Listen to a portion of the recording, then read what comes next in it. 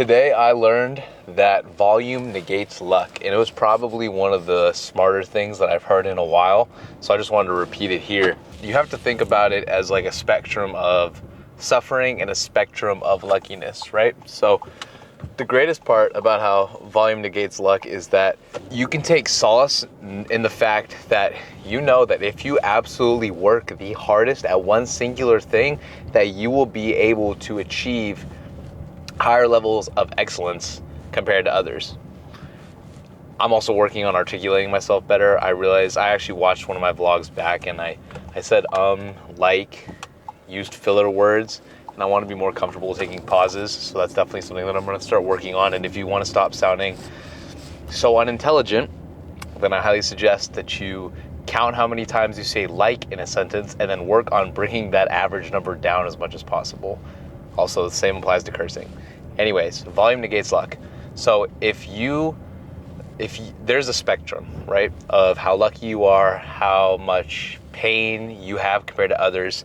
And so I think the biggest thing, or one of the biggest excuses that people give themselves, is that somebody else might be luckier than you because maybe they have a better situation than you. Geez, why is my ADHD so bad whenever I turn the camera on? I gotta take a mental pause. Give me a second. You are never going to be at the bottom of the spectrum, and you are never going to be at the top of the spectrum. There's always going to be somebody who has it at least slightly more difficult than you, or somebody who has it slightly better than you. So if you're that person that's thinking, oh, woe is me, this kid's bigger than me because he has a two-parent background and he has access to a gym. Maybe you don't have access to a gym. But on one end, there's somebody out there that is bigger than you that, of course I used the gym reference, but there is somebody out there that's bigger than you that also doesn't have a gym membership and maybe also doesn't have a two-parent background, and they're just doing push-ups in their garage late at night, and they're going to parks and using the equipment that they have there for free. And then on the other end, there's going to be somebody who has it a lot easier than you, and they're going to have that two-parent background where they're going to the gym. So you always got to think about, if you're complaining about how somebody might have something easier than you, or they're luckier that they have a better situation than you, then you have to think about what somebody would do that's ahead of you that's started off worse than you. Like David Goggins, right? So he was a really overweight, I think he was like one of those dudes that kills bugs for a living, a Terminator, exterminator. That was so stupid. All right, he exterminated bugs for a living, and he was like 180 pounds overweight or something like that. And he did not have much money, and he didn't have any skills, and he became a Navy SEAL. And so to all those people out there that are like, shouldn't have used the word like, to all those people out there who are thinking that only the people that are Navy SEALs are the people that are physically gifted, people that have a higher level of income, or able to have, a two-parent background, or just an easier startup in life, maybe they're a college graduate, then he proved all those people wrong. So one of the things that I've been thinking about how volume negates luck, and first of all, this is Alex Hormozy who said this, so if you're somebody who really wants to get into either business or just bettering yourself, becoming a better human being, then I highly recommend checking him out. He has amazing podcasts, books, and makes great free content. And it's all just about getting in reps. So one of the biggest things that, in my opinion, is pretty dumb is when people use the word balance, how it's important to have a balance of things. And I think that this is important to apply to some things. But if you are somebody who is really goal orientated and you have this goal that you are trying to reach, and it is more important to you than other things, like if you are so tired of being broke that you are willing to miss a meal so that you can save money so that you can put more money into your own business or reinvesting in yourself, and that's something you will do. And so having a balance isn't always the most important thing in the world. For example, when I was in high school, there was kids that were bigger and stronger and faster than me, and I couldn't sleep at night because I was just so upset with my current situation. I just wanted to be better than who I was currently so bad that I would do anything to change, and it made me restless. I couldn't sleep. So it would be 11 o'clock at night, and I would go into my home gym and I would go just crush a workout, and I didn't know what I was doing. I didn't have any background on how to properly exercise. All I had was the internet, so I would just look up, I would actually look up those like 8-minute ab routines, I think that everybody starts with, or how to get a 6-pack abs in 6 minutes or something like that, some stupid stuff, but whatever, that's besides the point. I would just go in there every night because I couldn't sleep, and I would just work out, and then first thing in the morning before I went to school, I would do another workout. And it wasn't the smartest approach for building muscle, but it didn't matter, because even though there was people out there that have had more knowledge than me, I was okay without working them, even if it wasn't the highest quality of work. And so I got a lot bigger and a lot faster than a lot of kids in a quick time frame, just because I was willing to expend some of my health and some of my time, and I didn't have a good balance of what I was doing. I let some of my schoolwork slip, but I had one huge goal, and I did absolutely everything in my power to get there. And I think that if I had a balance back then, that I probably wouldn't be who I am today, because it showed me who you can become when you really just put your head down and focus on one thing over all else. So like, I would be staying up, I'll be missing sleep. Sometimes I would be, eating to the point of where I was force feeding myself. I would have like 8 eggs for breakfast, a bowl of oats, and then after I ate, before I felt full, I would chug a 750 calorie protein shake, just so that I could get enough carbs and protein to be bigger than these other kids when I didn't have the appetite to do so. Was it healthy? No. Was it a good balance? No. But did it get me where I wanted to be? Yes. And that's one of the most important things. And if you have to sacrifice your health, obviously I don't mean on a major scale to the point where you can't recover from it, but if you have to sacrifice something in the short term to gain something for the long term, then that's one of the best things that you can do, and I highly advise that. And so this doesn't obviously just apply to weightlifting, but it can apply to anything. And that could even mean, and this is gonna sound really extreme to some people, but family. This is something that you can sacrifice. Give me 1 second, I gotta get this ticket. And here's me kind of pivoting to a different topic that I wanted to bring up. Oh, you're just gonna go, no worries. God, she looked like a deer caught in the headlights. She had big eyes. Distracted. What was I gonna say? I was pivoting. Oh, that's the worst. Pivoting from balance to family, yes. So, and now this is gonna sound extreme to some people because a lot of people couldn't even fathom this, but whoever you have in your life is so important. And I know everybody understands the fact that whoever you surround yourself with is who you become. You are the product of your 5 closest friends, and I believe that to be true. But even if somebody isn't in your close circle of 5 friends, they still impact your life if they are in it. And this can be negatively or positively, and it can also impact you without you even realizing it. Just by having somebody that's more negative, just being around you, it just influences your energy and your mindfulness. So just be really wary of that. And so like, if you have a family member and it's Christmas time and you have to fly home for the holidays and you have to see that one family member that you know is gonna make you upset or put you in a worse headspace that you have to sacrifice a couple days and get upset, then screw that. Even if they're family, who cares? You know what I mean? Like, you don't necessarily have to cut ties with people, but being honest about how important your goals are to you is one of the most respected things that you can do. So if you genuinely let's say you have a bad friend, they hit you up, you don't want to hang out with them, you don't need to give them this BS excuse. Oh, I don't want to hang out with you because so-and-so. Let me turn the light on here. Is this gonna mess up the camera? I hope not. I hope you can still see me. You don't have to give them this so-and-so excuse of, oh, I can't hang out with you because I have made up plans. You could just tell them straight up, I do not want to hang out with you, or I don't feel like hanging out. And honestly, if somebody texted me that, I would respect them a hell of a lot more than them putting on this facade of pretending to be my friend or pretending that they have something else to do. So I really just spiraled a lot. There was a lot that I just talked about, and I don't really know how to sum it all up. I am going to hit shoulders and abs today, and I have been working before this. It is 2:54 p.m. right now, May 29th. So it's almost 3 o'clock. I have been working since 7 a.m.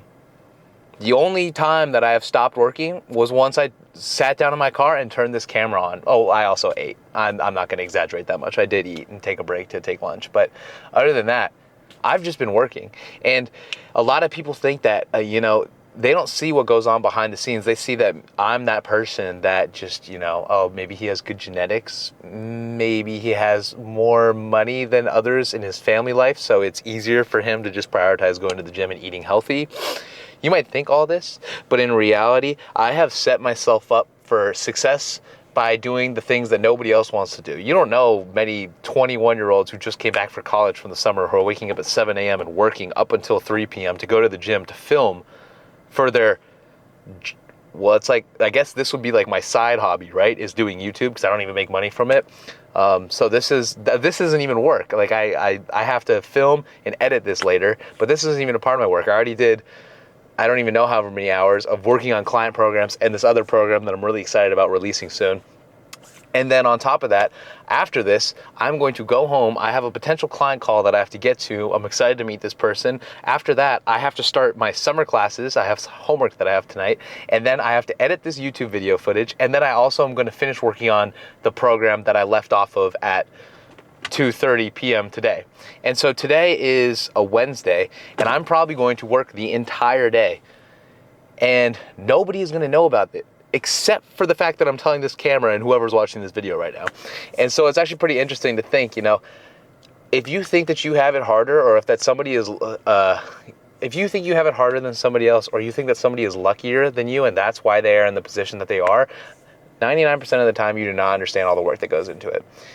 And I'm just explaining what one day in my life looks like. And I have actually a good amount of people in my comment section who want me to film a day in the life, but I think that would genuinely be hell, not only because it wouldn't be entertaining for you guys to watch me sit at a computer and just eat food and then work and then go to the gym and then record my videos and then edit and sit behind my computer again and then eat. And then, it wouldn't be that entertaining, but also it would sound like living hell for me to record. Oh my God, that sounds like so much work. I'd have to do the voiceover of, and here I am, 7 a.m. I've got my cup of coffee and I'm working on a client program. Oh my gosh, here I am, 8 a.m. I'm working on a different client program. Not that interesting. Anyways, ADHD's kicking in again. I'm about to go crush a shoulders and core workout. I'm extremely excited. This is my me time that I'm sharing with you. You should feel privileged to be in with this me time. I could just be in there listening to music, bobbing my head, and pacing uncontrollably in between sets, but instead I'm going to set up a camera with 4 different angles for each different exercise to make sure that it looks good when I edit it back. Wow, this is a really long car vlog. I'm sorry, I'm not going to make the workout that long. Shoulders and core, let's get into it. First off, I just want to quickly say that I left off that car probably in a negative note. I want to say that I'm very, very thankful for the position that I'm in. Pressure is a privilege, and where I am right now is honestly where I am the most happiest. I love the grind. I love waking up and working on something that I love to do. And even though it is hard work, I was just trying to explain to you that there's more that goes on behind the curtains. So working on client programs is very exciting for me. It's a challenge and I love doing it. And then, doing summer classes, it's not going to be fun, but it's a great way to develop more discipline, an opportunity to grow. And then on top of that, I'm working on my own little side project to hopefully be able to work with more people through my coaching program and doing social media on the side.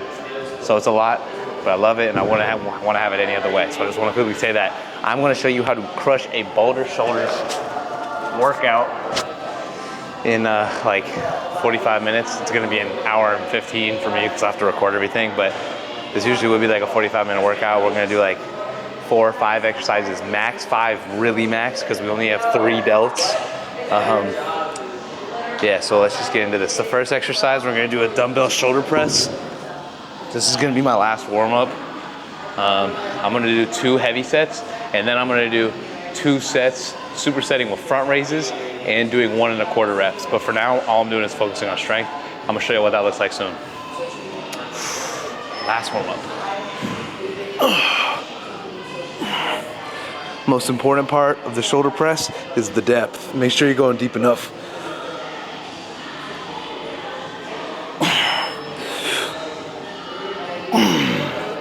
Let's go get some triple digits. Not gonna lie, I am a little tired, so strength may be down, but it does not give us an excuse to not work our ass off.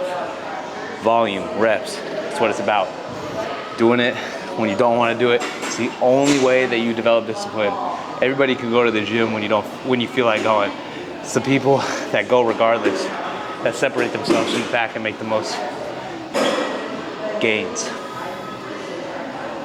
First set.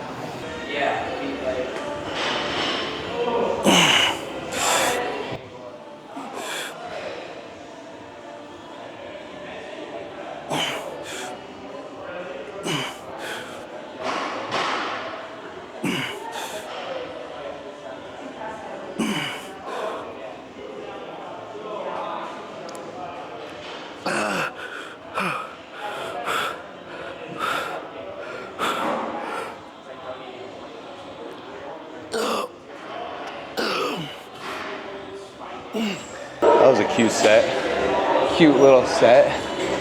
Throwing around some little baby weight.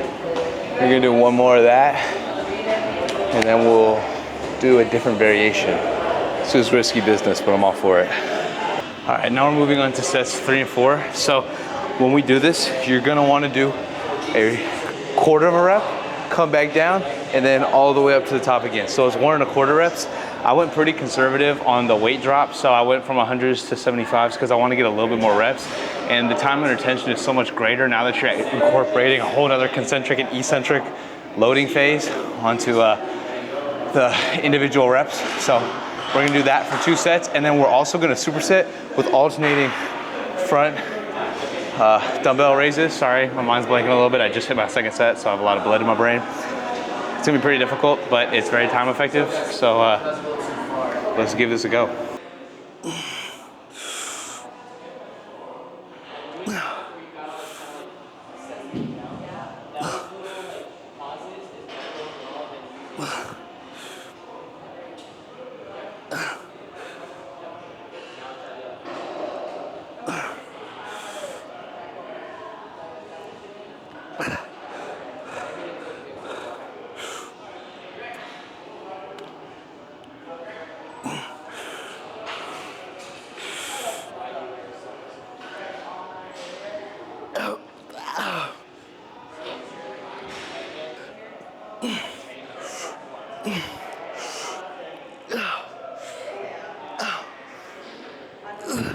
You can see I went pretty slow with the tempo on the pressing motion, just because since you're incorporating that whole additional quarter rep, you want to be very careful with your form. You want to go really slow and controlled just to minimize any injury risk that you might be placing by prolonging your time period spent in the actual reps. So just be careful with that. Go nice and slow and controlled. Try to imagine as if you could only move the dumbbell using your delt. So I'm manually tensing it. Did about 7 reps, I'm not even sure. These get really difficult really quick. It's like you hit a wall. You're just flying through these first 3 reps. You're like, holy shit, I should have went up in weight. Rep 5 hits, and you're like, yeah, I've got 1 more. So be careful with those. Choose the weight appropriately. Supersetting, you basically just go. I don't go to complete failure with these. I go until my form starts to slack, because your shoulders are gonna give out, but your biceps aren't going to be giving out yet. So your biceps will take over a lot, and your arms and your forearms. So just, sorry, a lot of blood. Anyways, I'm gonna do this 2 times, then we'll move on.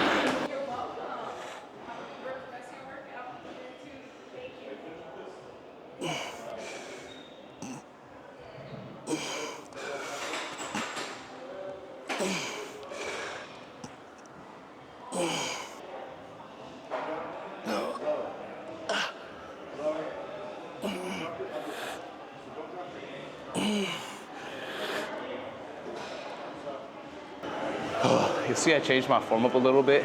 When you start collapsing in your elbows, the reps get significantly easier. So I save those until I can't do any more partial reps to get at least 50% of the range of motion. Then I go into collapsing my elbows straight out to the side as many as you can. It's a lot of intensity, it's a lot of reps, but it feels amazing.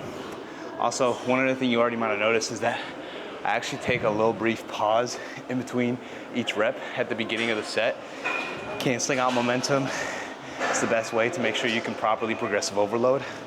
Because if you're not canceling out momentum, then you can just keep adding in momentum at different speeds, different rates. And then over the weeks to months, when you're trying to get stronger, you might not be using the exact same pace that you started with when you're using momentum. And then it's gonna make it really hard to measure if you're actually gaining strength and muscle. So cancel out momentum, do as many strict reps as possible, and then you could add in a little bit more momentum as you get towards the difficult reps going to failure. Holy shit, was that a rant and a mouthful. I'm tired. 3 sets here, drop sets 2 and 3. We're moving on. Holy, y'all ever just feel brain dead? Like, I don't think I could come up with a cognitive thought right now if I tried. I'm trying to think about what to talk about, and I feel like if I think too much right now, my brain might disperse. This angle is probably kind of bad. I hope that it works for seeing the top of my head. Cable lateral raises, the bread and butter, 2 sets. I'm trying to figure out what I want to do after, or if this will be the, actually, you know what we're gonna do? We're gonna do this for 2 sets, and then flip it on over to doing rear delt cable flies, and after we're done with that, then we'll hit abs, wrap it up. I'm gonna hit a hawk or a walk. I'm not bringing y'all with me, I'm too tired. And then, yeah, then back to the grindstone. Be grateful for what you have. You could have it be so much worse. Remember, spectrum of suffering, and you're probably towards the top. If you're watching this, it proves that you're towards the top. I mean, the fact that I go listen to Last Friday Night by Katy Perry sped up right now while I'm lifting in a $230 gym membership, which is absolutely wild. I don't recommend anybody ever pay that much. Lifetime is not worth it. Shows that I'm not towards the bottom of suffering.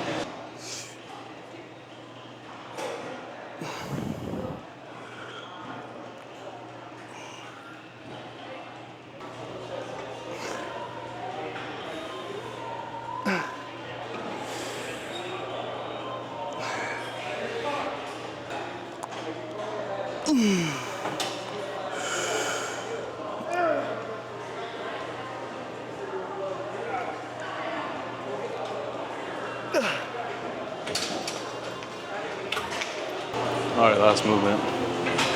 Opposite hand, opposite cable. Don't be the idiot doing 15 reps. Still go heavy.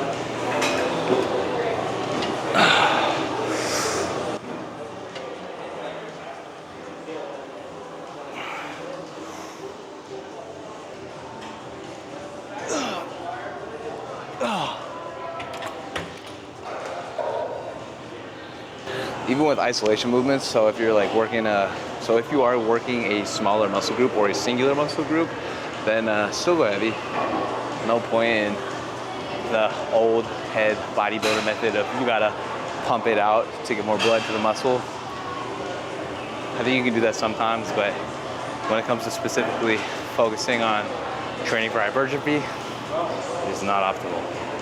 I'm going to do 2 more sets here of whatever the hell reps I just did, because I can't count, and then move on to abs. So yeah. Before I turned the camera on, I was probably sitting here for like 10 minutes. I refuse to leave. I have never been this exhausted in a workout in a very long time, but I think it's just because I'm working out late and I've done so much already today, but I refuse to leave. I will sit here for an hour if I have to before I hit this set. I think the best way to get into abs is to just literally start before you realize that you started. That way you just have to do it. So while I'm talking, I'm slowly gonna start raising the volume of my music, taking the stuff out of my pocket before my brain can realize I can't even hear myself talk anymore. The music's so loud. And now we're just gonna, just put my hands back here, see what happens.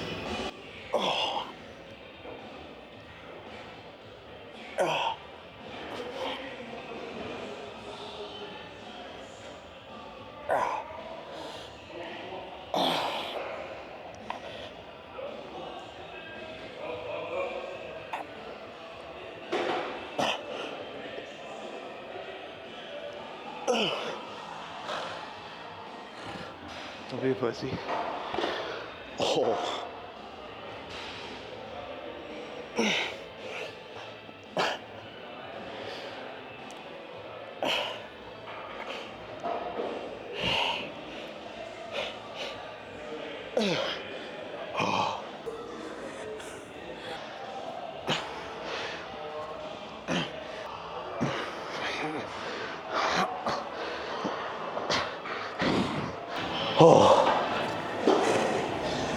You're probably thinking, you know, Dirk, you don't preach doing circuit style training. You just did like 3 exercises back to back. Well, I've been rocking with the supersets recently. I found it's a really great way to incorporate some more intensity. Plus, you just do progressively easier exercises. So this, that, bada bing, bada bop. Oh my God, I don't even know if you could have seen it, but I do this superset with V-ups and then superset with doing crunches with my legs up in there. It's a lot of shit. One more set here. If you're gonna do my method of only hitting abs twice a week, you have to have a super high intensity or it's not gonna work. One more set here. Leg raises to knee ups. Second exercise, final exercise, 2 sets.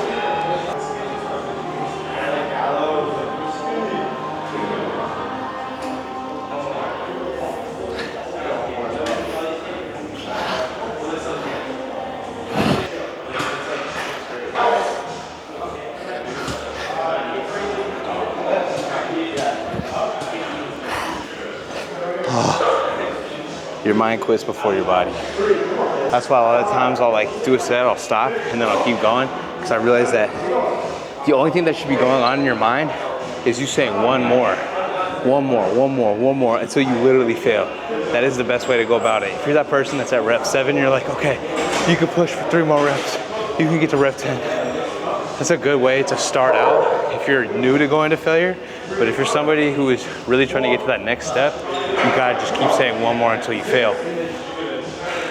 A lot of times your brain stops you from pushing into doing anything uncomfortable. That's why you stop. That's why it's like, hey, we don't want to keep doing this. It's a defense mechanism. It's a primal instinct. It hurts, let's stop. You gotta embrace the hurt to grow. So only ever think one more. If you catch yourself giving your own body a limit from your brain, saying, you know, okay, we'll stop at rep 10, you're taking the easy way out. 2 sets here. All right, we're done here. I appreciate y'all so much for watching these videos. If you could do me a huge favor and drop a like, I'd really appreciate it. I really am blessed with this opportunity to be able to do what I love and help other people out. And I just wanted to say how grateful I am. Anyways, I hope that reminds you to be more grateful of whatever you have in your life. Family, work, friends, your hard set of skills, whatever it is. And I just want to let y'all know I appreciate every one of you that watches these videos. So yeah, I will see y'all in the next one. Peace out.